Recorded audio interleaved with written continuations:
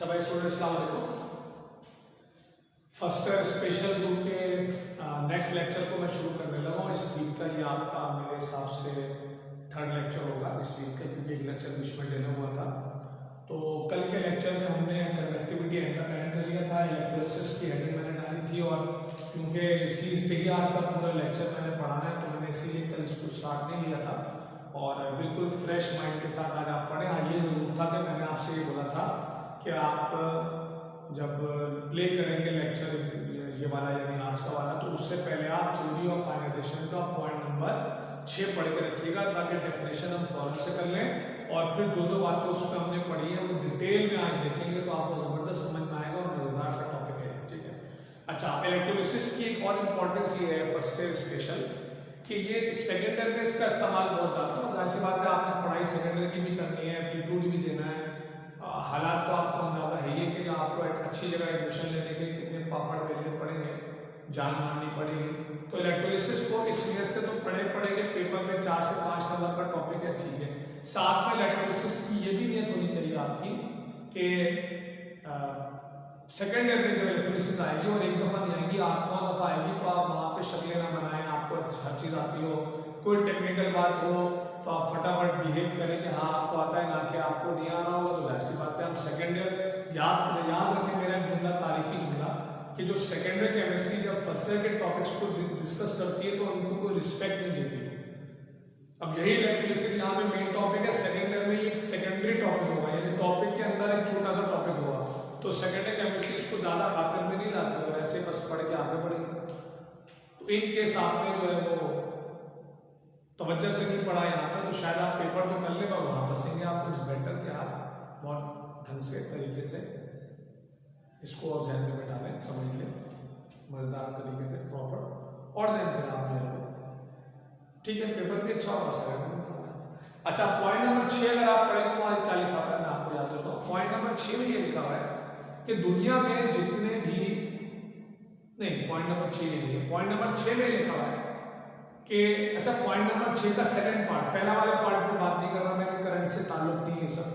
जो असल पार्ट है, जो हमारा टॉपिक है वो है इलेक्ट्रोलिसिस की डेफिनेशन की मैं बात कर रहा हूँ। उसमें लिखा हुआ है कि जब हम करंट पास करते हैं तो पानी के मॉलिक्यूल्स के दरमियान में जो स्पेसेस हैं उसमें जो आइंस ट्रैप हैं, जिन्होंने अगेन हाइड्रेशन नहीं पढ़ा, आपको पता ही नहीं है कि स्पेसेस क्या है, सराउंडिंग क्या है, आइंस कहाँ पर है, तो समझ में तो पढ़ाई में शॉर्टकट वॉर्टकट नहीं होता, पढ़ोगे समझ में आएगा, नहीं पढ़ोगे तो मैं क्या करूँगा।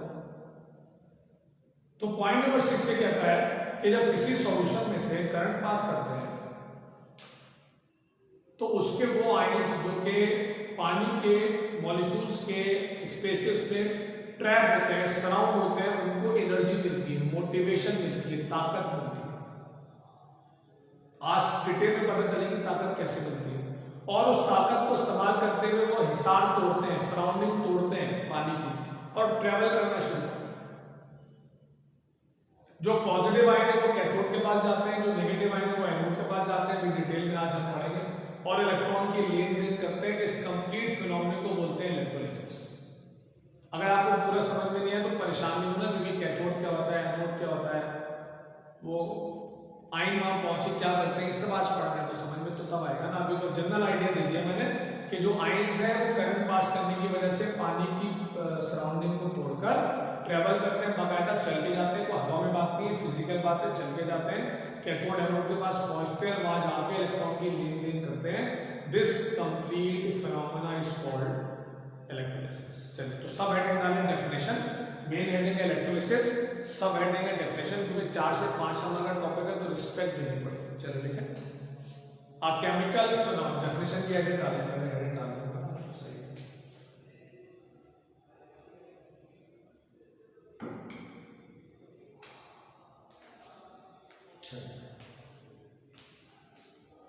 अब लिखें, a chemical phenomena in which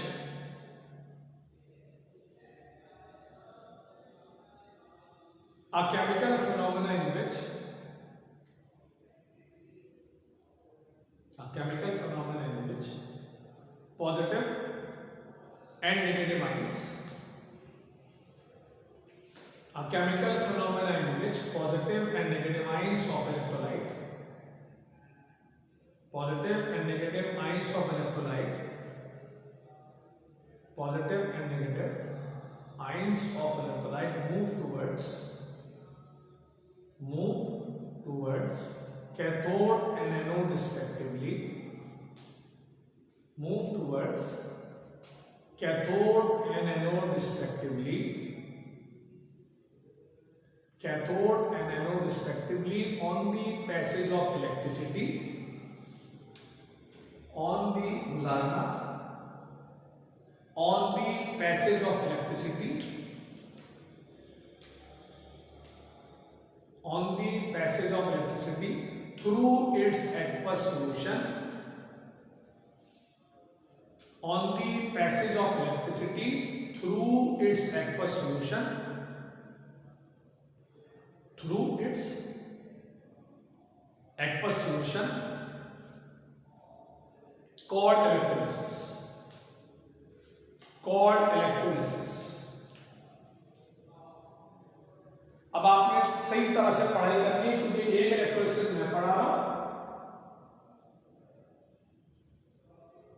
एक इलेक्ट्रोलिसिस में आपको होमवर्क दूंगा जो कि बुक में है भी नहीं और पेपर में एक दफा आई भी है, 20 ईयर में एक दफा है, तो हमें करनी तो है, तो मैं आपसे कराऊंगा ताकि पता चले कौन कैसे पढ़ रहा है बात हो। तो डेफिनेशन के बाद हेडिंग डाल दें इलेक्ट्रोलिसिस ऑफ कॉपर क्लोराइड, ये आपका है, अच्छा प्रॉपर तरीके से काम होगा।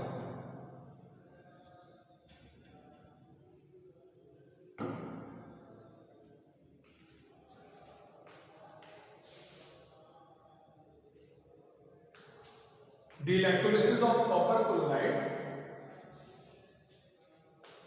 the electrolysis of copper chloride consists of following steps. The electrolysis of copper chloride consists of following steps. The electrolysis of copper chloride consists of following steps. चलो number 1 पहला स्टेप है formation of electrolytic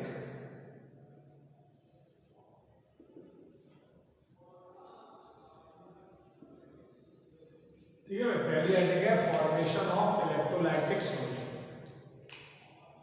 ठीक है भाई, formation of electrolytic solution. Step wise काम करेंगे, paper में काम सजा के करेंगे तो नंबर पूरे मिलेंगे और पूरे नंबर की लालच है। अब सबसे पहले क्या करना है आपने, क्या आपने इलेक्ट्रोलाइट लिया, कौन है इलेक्ट्रोलाइट, कॉपर क्लोराइड, जो होमवर्क में दूंगा उसमें कुछ और होगा। कॉपर क्लोराइड को आप ऐड करेंगे वाटर में ताकि आप उसका क्या बना लें, सॉल्यूशन। सॉल्यूशन में आपको पता है सॉल्ट चाहिए होता है और सॉल्वेंट चाहिए होता है, सॉल्वेंट वाटर है, सॉल्वेंट, और जो कॉपर क्लोराइड है वो सॉल्वेंट, सही बात है। तो कॉपर क्लोराइड सॉल्वेंट है, पानी सॉल्वेंट है, तो जैसे ही कॉपर क्लोराइड को ऐड करेंगे वाटर में क्या बनाने के लिए, सॉल्यूशन, तो आपको पता है वो आयंस में ब्रेक हो जाएगा। थ्योरी ऑफ आयनाइजेशन का पॉइंट नंबर 2, 3 और 4 तीनों में ये बात मिलेगी आपको, चाहे तो देख ले, वहां से कोई इशू नहीं है। जैसे कॉपर क्लोराइड पानी में जाएगा ये आयंस में हो जाएगा ब्रेक, डबल एरो ये शो कर रहा है कि प्रोसेस कैसा है, रिवर्सिबल है। और जब ये आयन में ब्रेक होगा तो पॉइंट नंबर 3 में ये लिखा हुआ है कि चार्जेस बराबर होने चाहिए। हर चीज मैंने पढ़ाई की, आपको याद दिला रहा हूं, आपको वहां पे रिवाइज करना पड़ना। पॉइंट नंबर 3 में लिखा हुआ है कि जब ये आयन में ब्रेक होगा तो पॉजिटिव और नेगेटिव बराबर होंगे, तो कॉपर पे +2, Cl पे -2। चैप्टर नंबर 6 में हम सीखेंगे कि ये आयन कैसे लगाते हैं, वहां सीखेंगे, और चैप्टर नंबर 7 के भी आगे टॉपिक में आएगा। तो कॉपर +2, Cl -1 और 2 Cl है तो -2 हो गया, तो मैंने आपको बताया था प्लस माइनस बराबर होते हैं, तो कॉपर पे +2, Cl पे -1, 2 Cl है तो -2 हो गया, तो +2 और -2 -2।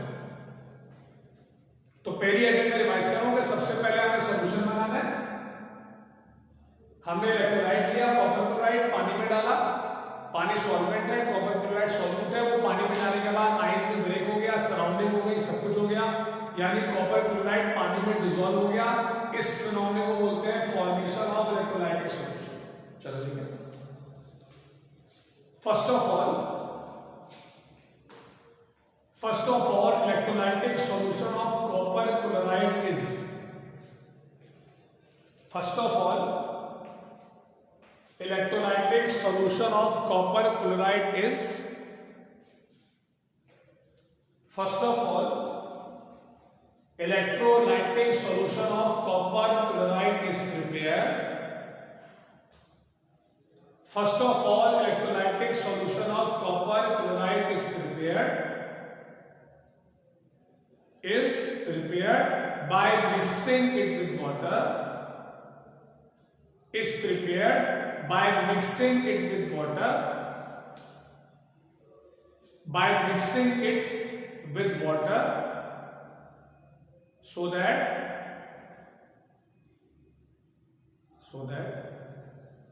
it dissociate into positive and negative ions, so that it dissociate into positive and negative ions, so that it dissociate into positive and negative ions, full stop। ठीक है, चलो अब ये इक्वेशन लिखते हैं, समझो।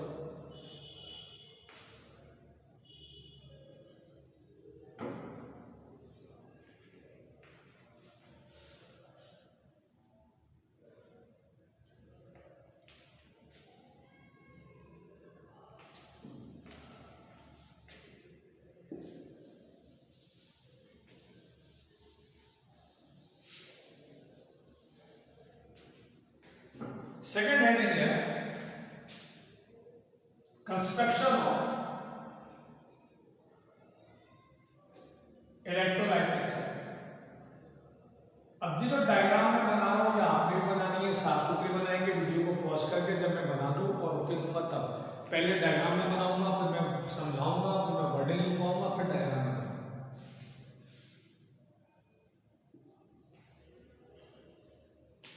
सेकेंड हेडिंग आ गई construction of electrolytic cell. Cell कहते हैं जगह, सेल का मतलब होता है प्लेस, जगह।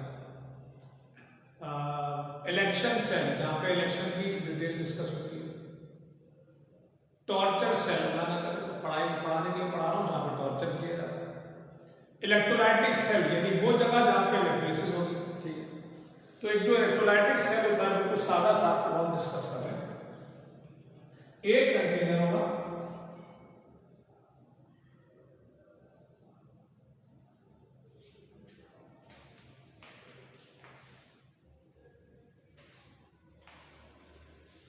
चेंज कर देता हूँ कलर, एक कंटेनर लिया,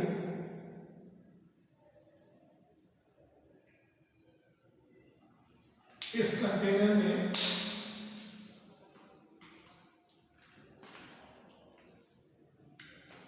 दो मेटलिक प्लेट डाली, मेटल की प्लेट, कोई सा भी मेटल ले सकते हैं, वो उसमें डिस्कशन का पार्ट नहीं। तो एक कंटेनर लिया, उसमें दो मेटालिक प्लेट डाली, एक प्लेट को जोड़ दिया बैटरी के पॉजिटिव सिरे से, एक को जोड़ दिया बैटरी के नेगेटिव सिरे से।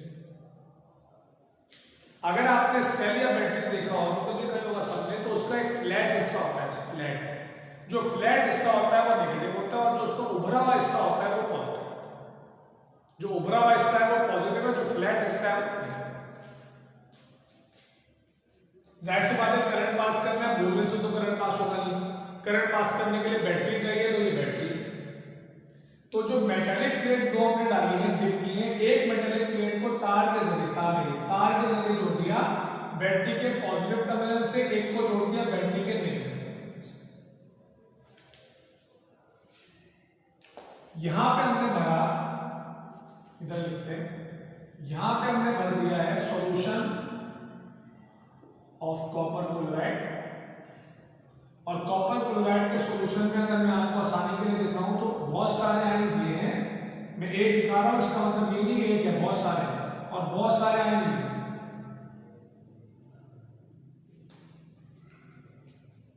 अच्छा, जो मेटेलिक प्लेट पॉजिटिव सिरे से जोड़ी है वो पॉजिटिव हो गई, जो नेगेटिव सिरे से जोड़ी है वो नेगेटिव।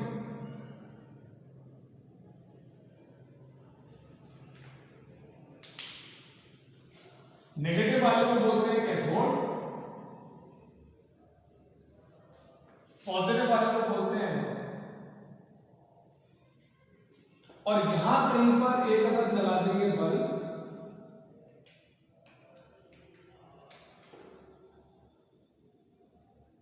या फिर गैल्वानोमीटर, डिपेंड करेगा अमीरी और गरीबी पे। पैसा बचाना होगा तो बल्ब भी यही काम करेगा, जल जाएगा, इसका मतलब करंट पास हो रहा है। गैल्वानोमीटर जरा महंगा होगा, उसकी नीडल मूव कर जाएगी, इसका मतलब करंट पास हो रहा है। दोनों काम एक ही, कोई इतना मसला तो है नहीं। अब मैं आपको डायग्राम एक दफा और समझाता हूँ, फिर मैं वर्डिंग में लिखवा दूंगा, उसके बाद आप वीडियो को पॉज करके ड्रॉ करेंगे, ठीक है। हमने एक कंटेनर लिया, अगर आपने 9 क्लास में प्रैक्टिकल किया है तो बिल्कुल यही तरह चीज आपको 9 के प्रैक्टिकल में पढ़ाई गई है, बिल्कुल यही चीज।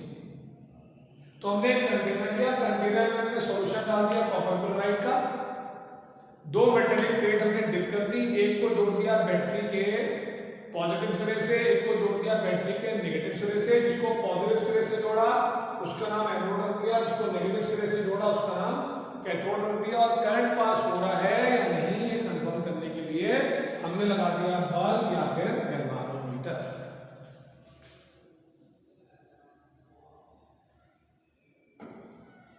ठीक हो गया।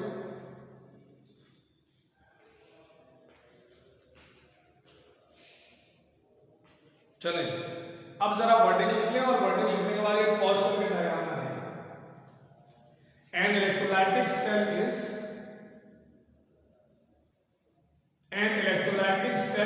consist of, बल्कि इस नहीं आएगा, an electrolytic cell consists of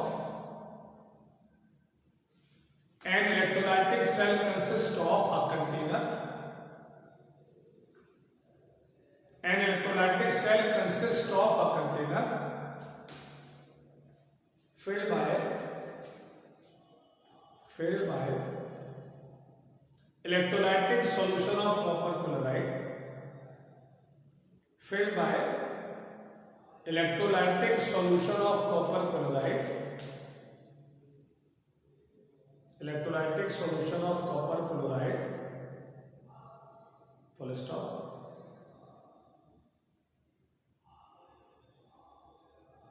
For the passage of electricity, for the passage, PASSAGE passage पहले बताया आपको, for the passage of electricity, 2 metallic plates are dipped, दोगुना, dip का मतलब दोगुना। For the passage of electricity, 2 metallic plates are dipped, 2 metallic plates are dipped in the solution. 2 metallic plates are dipped in the solution.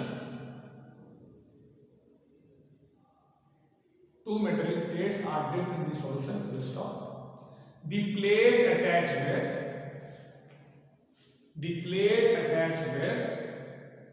negative terminal of battery, the plate attached where negative terminal of battery, terminal की spelling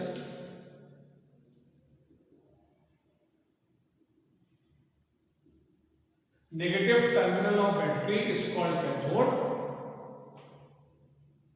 Negative terminal of battery is called cathode, while other one attached with positive terminal,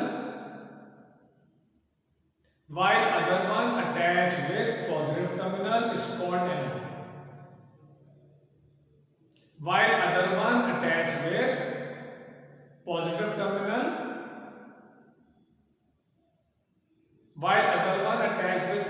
terminal, is called anode. Full stop. The flow of electricity is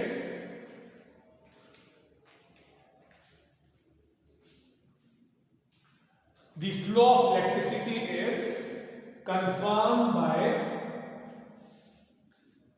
the flow of electricity is confirmed by either a bulb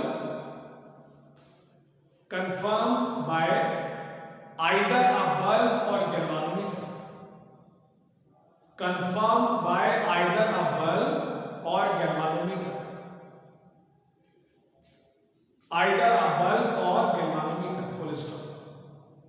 चलिए आप video को pause करें क्योंकि मैं तो मिटा दूंगा। Pause करके आप डायग्राम बनाएं साफ सुथरी बिल्कुल तरीके से और फिर वर्किंग की हेडिंग पे जाएंगे। ठीक है, चलिए।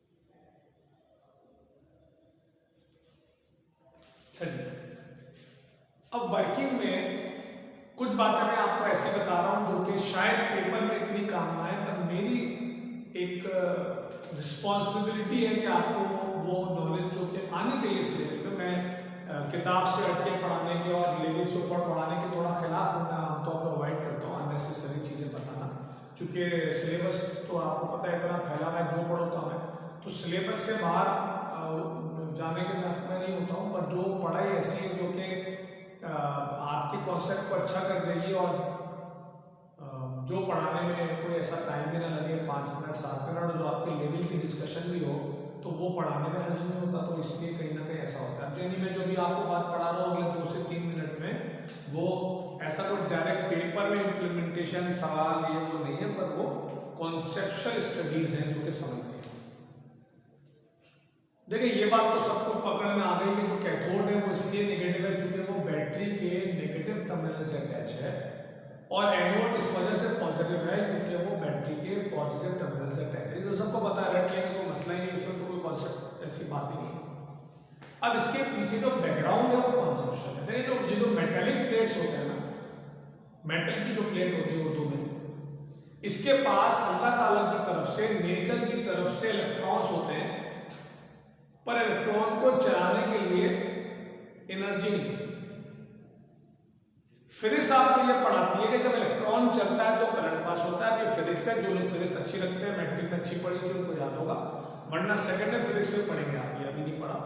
फिजिक्स पढ़ाती है कि जब इलेक्ट्रॉन को आप चलाते हैं तो करंट पास होता है, और शर्त यह है कि जहां से वो चले वापस वहीं पहुंच जाए, रास्ते में कहीं भी रुक गया तो करंट पास नहीं।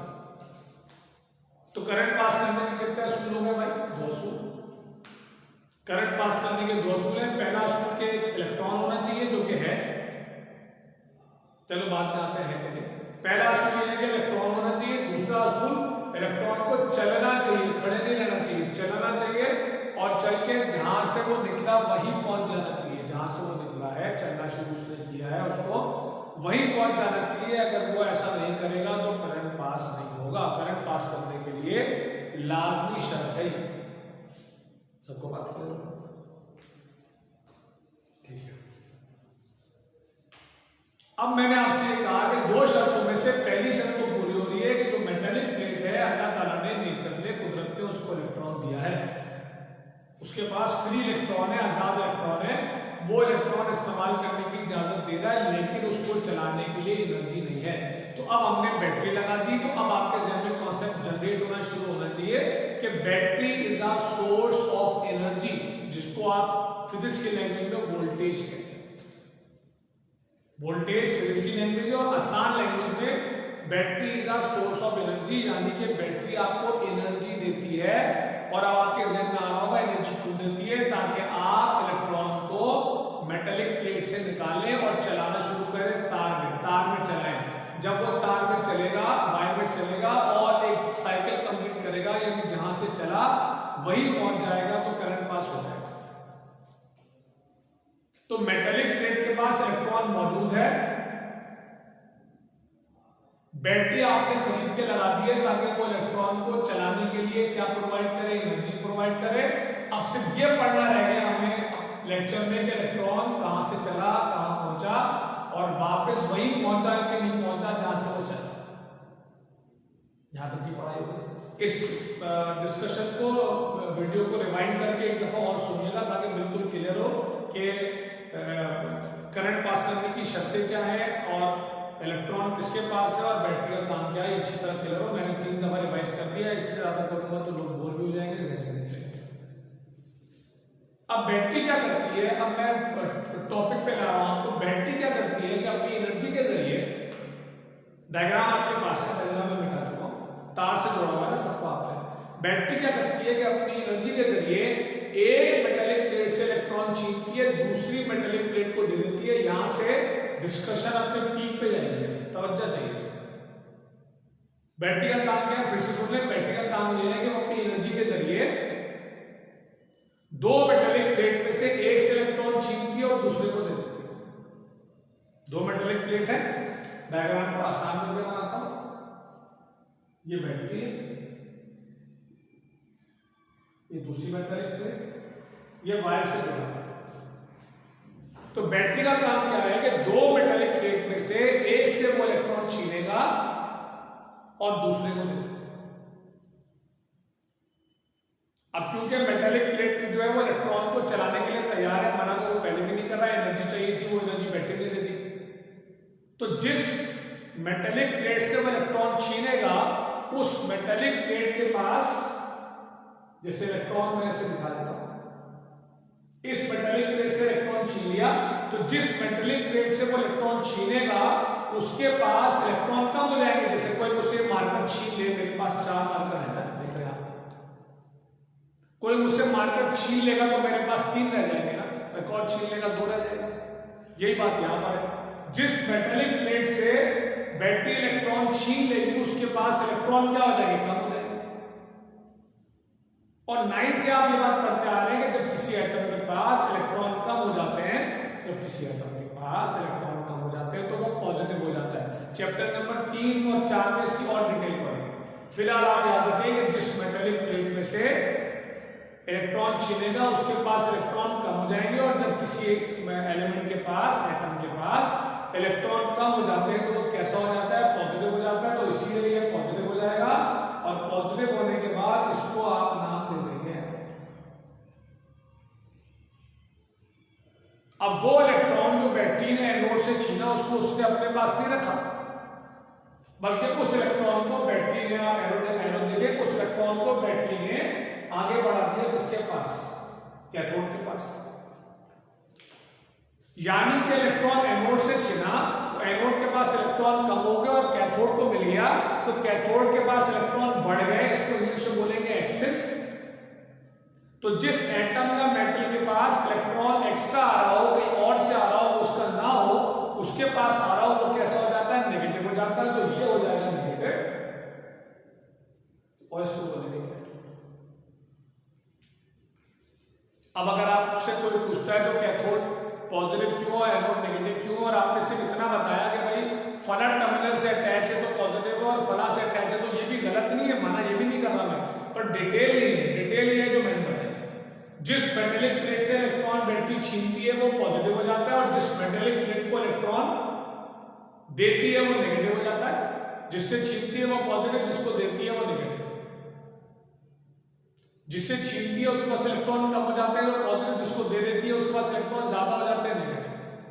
अब करंट पास करने का असूल क्या था, मैं याद दिला रहा हूं, बहुत दफा मैंने रिपीट कर दिया। करंट पास करने का असूल ये था कि इलेक्ट्रॉन जहां से निकले वहीं पहुंच जाए। तो आप नोट करें कि इलेक्ट्रॉन कहां से निकला है, एनोड से निकला, और कहां पहुंचा है, कैथोड पे पहुंचा है, उसको वापस एनोड पे आना है।